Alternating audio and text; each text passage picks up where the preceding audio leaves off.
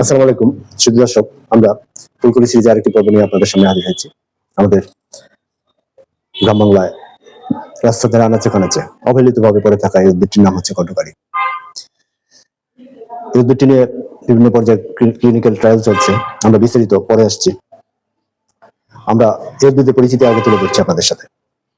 কণ্ঠকারী, বাংলার অন্যান্য নাম কাটা বেগুন, বন বেগুন, শ্বেতরং লিলি, তিত বেগুন, যার ইংরেজি নাম হচ্ছে লিচি টমেটো।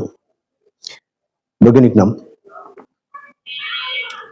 সোলানাম সিসিম লিফ্রেলিয়াম।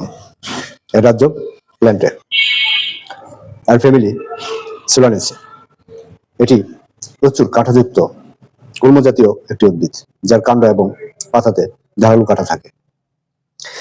এর ফুল সাধারণত সাদা বা কোথাও হালকা বেগুনি, ফল কাঁচা সবুজ, পাকলে লাল, তীব্র লাল রং ধারণ করে। এর আদি নিবাস দক্ষিণ ক্রান্তীয় আমেরিকা। এর পাকা লাল ফলে সাইট্রিক অ্যাসিড, ভিটামিন সি এবং পটাশিয়ামের প্রাকৃতিক উৎস রয়েছে। এর পাতা ও মূল প্রদাহ বিরোধী। দ্য ফার্মা ইনোভেশন জার্নালের এর ফাইটোকেমিক্যাল বিশ্লেষণ নিবন্ধ রয়েছে। Academic journal of agriculture and food sciences এর অ্যান্টি অক্সিডেন্ট ও সাইটোটক্সিক বিশ্লেষণ রয়েছে। লাল ফলগুলো খাওয়ার যোগ্য এবং স্বাদ অনেকটা টক চেরি বা টমেটোর মতো। এর ভেষজ কিছু গুণাবলী রয়েছে। এর ভেষজ গুণাবলীর জন্য তিত বেগুন ব্যবহৃত হয়।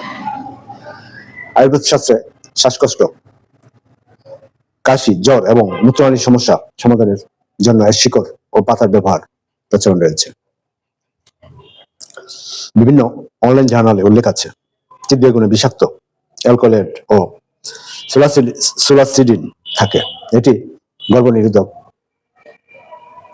বাড়াতে ব্যবহৃত স্টেরয়েড যৌগের মতো অন্যান্য রাসায়নিক পদার্থ তৈরির পূর্বসূরি হিসেবে ব্যবহার করা যেতে পারে।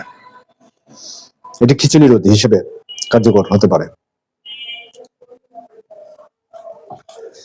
দর্শক, কণ্ঠকারী সম্পর্কে আমাদের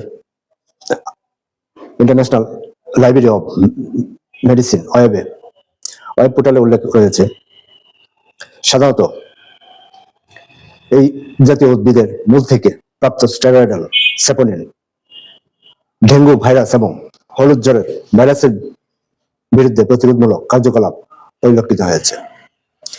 সোলানেসি পরিবারের উদ্ভিদ তাদের ঔষধগুলোর জন্য অনেক দেশে ব্যবহৃত হয়ে আসছে, যার মধ্যে আয়ুর্বেদ এবং চীনা ঐতিহ্যবাহী চিকিৎসায় ব্যবহৃত উদ্ভিদ ও রয়েছে।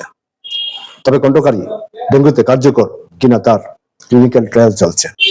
দর্শক, আমাদের এই সকল উদ্ভিদ বা উদ্ভিদের কোনো ভেষজ বা ওষুধ ব্যবহারের জন্য অবশ্যই